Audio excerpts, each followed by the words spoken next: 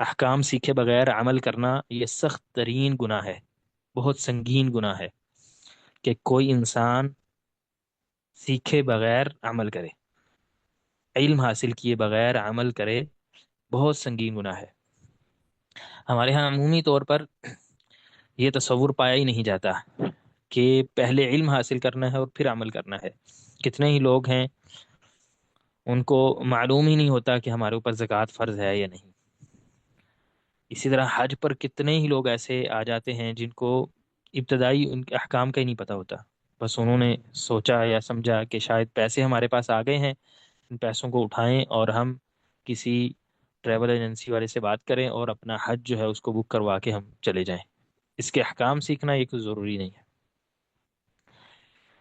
تو یہ بہت بڑی خطا ہے۔ علم کے بغیر عمل جو ہے یہ بہت ہی سنگین چیز ہے، بہت ہی سنگین چیز ہے شریعت کی نظر میں۔